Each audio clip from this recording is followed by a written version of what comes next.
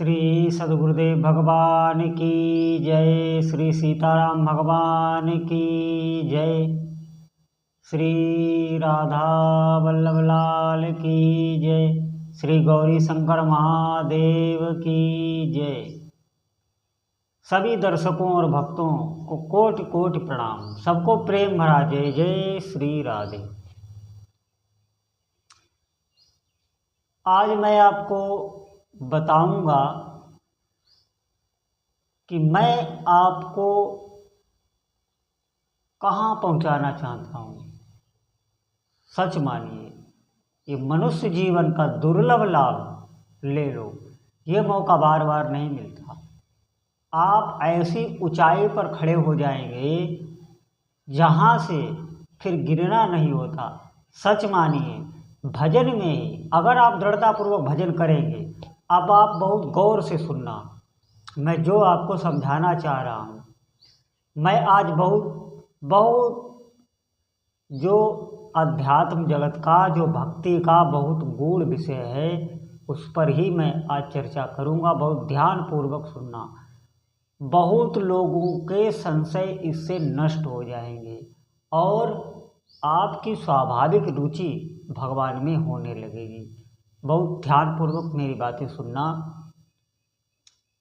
मैं आपको बताऊंगा कि भजन में जब साधक आगे बढ़ता है तो ये जो कर्तापन होता है, करने पने का जो हमारे अंदर अहंकार होता है, इसके बारे में मैंने आपको पिछले वीडियो में बताया था।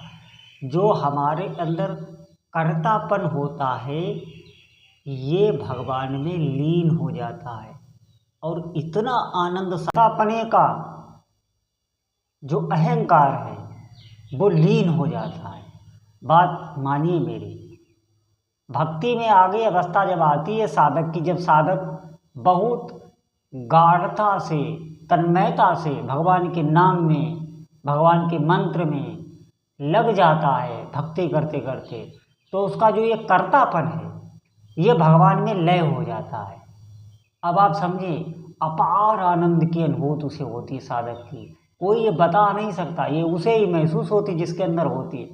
अपार आनंद की इस विश्व ब्रह्मांड के जितने भोग हैं वो एक साथ अगर भोगे जाएं, गौर करना मेरी बात को, इस ब्रह्मांड के जितने भोग हैं वो अगर एक साथ भोगे जाएं तो उसमें जो सुख की प्राप्ति होती है उससे भी कई गुना ज़्यादा उस साधक के अंदर सुख की अनुभूति होती रहती है। अब आप मेरी बात को बिल्कुल विश्वास करना, ये जो कर्तापन है ना, ये जब भगवान में समर्पित हो जाता है तो भगवान उस साधक के अंदर बैठकर लीलाएं करते हैं। उसके द्वारा, उसके हाथों, उसकी आँखों, उसके शरीर से भगवान क्रियाएं करने लगते हैं। मैं आपको एक उदाहरण के माध्यम से, आप डरना नहीं, आप ये मत समझना कि कर्तापन ये खो जाता होगा, मैं खो जाऊंगा तो मैं मर जाऊं, ये भय नहीं, ये भय मन करा रहा है। बिल्कुल डरना नहीं। बहुत उच्चतम की अवस्था होती है, काल का भी भय नहीं होता। काल तो की पहुंच ही नहीं है वहां पर। मैं जो बता रहा हूं आप अभी समझना, मैं एक उदाहरण से आपको बता रहा हूं। जब आप स्वप्न में होते हैं तो आप देखना, ये जो कर्तापन है ना, ये अध जगह होता है। मतलब आधा ये सुसुप्ति में होता है, जैसे एक तरीके से कहते हैं बेहोश टाइप का होता है, थोड़ा इसे होश होता है। तो ये स्वप्न देखता है, मन स्वप्न देखने लगता है तुरंत ही। तो आप देखना, स्वप्न देखने लगता है मन जब ये कर्तापन आधा बेहोश होता है, क्योंकि कर्तापन ही, अहंकारी ये सब की जड़ है।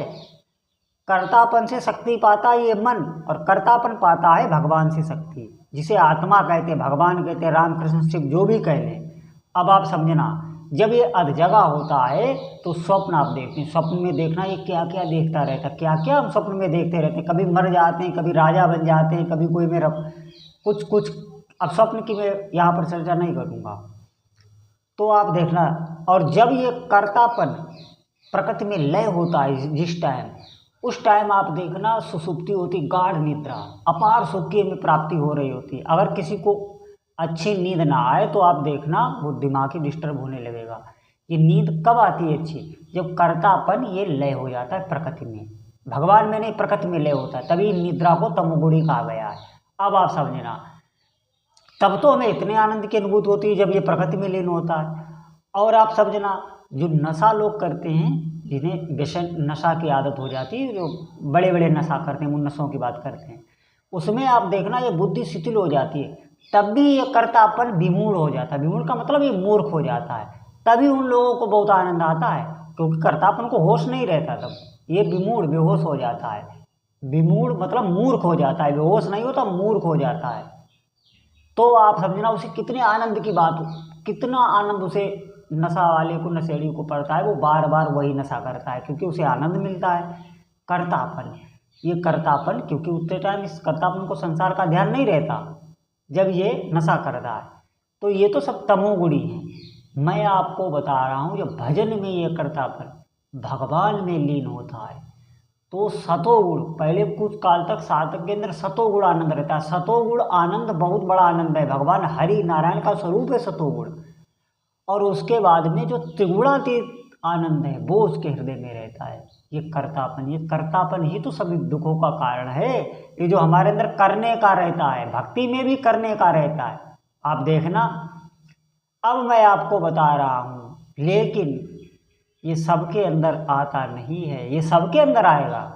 जो भी भक्ति का आचरण करेगा, जो भी अपना चरित्र सही रखेगा, जो हम जानते हैं शास्त्र जिनकी निंदा करता है वो कर्म हमें नहीं करना है। हम देखते लोगों को, लोग भक्ति भी करते हैं लेकिन वो काम करते हैं जो शास्त्र जिनकी निंदा करता है। हम वो काम, वो हमारी आदत बन गई, हम गलत काम करेंगे जरूर, हम पाप जरूर करेंगे और भजन भी करेंगे। अब आप ज़्यादा विचार में ये न पड़े कि अब हम शास्त्र पढ़ें कि क्या पाप होता है। सबको पता है कि पाप क्या है, पुण्य क्या है। ऐसा कोई जीव नहीं है जिसे पाप पुण्य पता ना हो, या जो पाप करने जा रहा हो जिसे अंदर से भय न लगता हो, इशारा ना होता हो। सबको पता है पाप पुण्य क्या है, लेकिन फिर भी जीव पाप करता है, भजन भी करता है, फिर लंबा समय लगता है। फिर लंबा समय इतना लगेगा कि आप तब तक निराश हो जाएंगे। आप जो भी आपको आपका हृदय मना करता है, आप वो पाप बिल्कुल रोक दें। जो भी शास्त्र निषिद्ध करता है वो बिल्कुल खाएं ना जो शास्त्र मना करता है, वो देखें ना जो शास्त्र मना करता है। उन लोगों का संग छोड़ें जिनसे आपके गलत आचरण में रुचि हो रही है। वो सब चीज़ें आपको त्यागनी पड़ेंगी, आपको अपना चरित्र सही करना पड़ेगा। आप देखना फिर भक्ति का आनंद आपका बाल बांका कोई नहीं करता। जो धर्म से चलता है धर्म ही उसकी रक्षा करना लगता है, पूरा वैभव उसके आगे पीछे डोलने लगता है। मेरी बात पर गौर करिए, ये बहुत, अब आप कहेंगे कि मैं इस पे चल नहीं पाऊंगा, तो इसीलिए भजन बताया जाता है। आप नाम जप करें, भगवान का मंत्र जप करें, भगवान की प्रकट में सेवा करें। जब आप नाम जप मंत्र जब भगवान की सेवा करेंगे, या आप सेवा ना कर सकें, आपके पास सुविधा ना हो, तो आप नाम को पकड़ लीजिए, बराबर आप नाम का रटन करें। क्योंकि नाम जप से हमारे अंदर आध्यात्मिक बल बढ़ेगा, तब हम सही धर्म पर चल पाएंगे। नहीं तो धर्म पर चलना कठिन है, पापाचरण पे चलना बहुत सरल है। सब स्वाभाविक ही लगे हुए हैं पाप में। अब आप कहेंगे कि हम धर्म पे नहीं चल पाते, तो उसी के लिए नाम जप बताया जाता है, जिससे आपका आध्यात्मिक बल बढ़े। अब आप गौर करना कि जैसे आपको पहाड़ पर चढ़ना है, तो आप कैसे चढ़ पाएंगे? आपके हाथ पाँव कप रहे हैं, मजबूत नहीं, हाथ पाँव हिल रहे कि मैं कैसे चढ़ पाऊंगा। तो उसके लिए आपको बलिष्ठ होना पड़ेगा, खान पान अच्छा करना पड़ेगा, शरीर में बल तैयार करना होगा, ताकत तैयार करनी पड़ेगी, कसरत तैयार करनी पड़ेगी।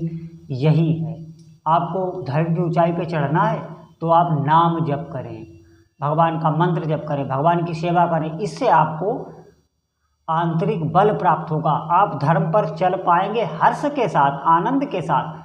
आपके साथ ऐसे ऐसे दिव्य चमत्कार होंगे जब आप धर्म पे चलेंगे, तो आप भगवान के मार्ग में चल पाएंगे। इसीलिए नाम जब बताया जाता है कि हमारे अंदर आध्यात्मिक बल हो, और ये बल होगा तभी ये बातें सब लागू होती, तभी आपका कर्तापन भगवान में लय होगा, तभी आप इस जन्म मरण के बंधन से छूट पाएंगे, इस मनुष्य जीवन का लाभ ले पाएंगे।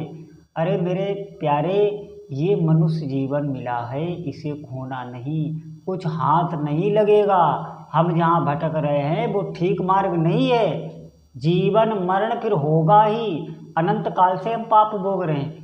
पाप, पिछले पाप हमने पिछले जन्म में किए, क्या क्या पाप किए वो सब माया भुला देती है। इस जन्म में हमें याद नहीं रहा, कुछ याद है? कुछ भी याद नहीं। अरे हमें बचपन तक का तो याद नहीं है, अब इस जन्म में जो आप भोगेंगे वो आपको अगले जन्म में याद नहीं होगा। ऐसे अनंत जन्म से हम लगे हुए हैं, हमें भगवान का सुख प्राप्त नहीं हुआ है। मेरी से हाथ जोड़कर प्रार्थना है, इस वीडियो के माध्यम से मैं आपको समझाना चाह रहा हूँ, ये बात मेरी ज़्यादा से ज़्यादा लोगों तक पहुँचाएं, ये आप पर है, ये बिल्कुल ध्रुव सत्य है। इसको जो मानेगा वो भजन में बहुत आगे बढ़ेगा। आप समझे, उसकी सुगंध तीनों लोकों में फैल जाएगी। जो भक्ति का आचरण करता है, अधर्म उससे होता नहीं है। अधर्म ना हो इसके लिए भजन करना है। भजन आपको ऐसी ऊर्जा तैयार करेगा कि सपने में भी आपसे पाप नहीं होगा। अरे आपके अंदर स्वाभाविक सतोगुण इधर उधर फैल रहा होगा, लोग आपको देखने के लिए व्याकुल रहेंगे। मेरी बात मानिए, आप भक्त शिरोमणि हो जाएंगे। अब आप कहेंगे भजन भी हमसे नहीं होता, तो इसके लिए सत्संग है। सत्संग सुने, जिससे आपका नाम जप में रुचि बढ़े, भगवान के प्रेम में रुचि बढ़े। बात मानिए, कोई सहारा नहीं है भगवान के, कोई भी सहारा नहीं है। भगवान श्री हरि से जुड़ो, भगवान श्री राम से जुड़ो, भगवान श्री कृष्ण से जुड़ो, भगवान श्री शिव जी से जुड़ो। आप बिल्कुल निश्चिंत हो जाएं, भगवान का भजन करें, दृढ़तापूर्वक लग जाएं नाम में। बोलो जय जय श्री सीताराम।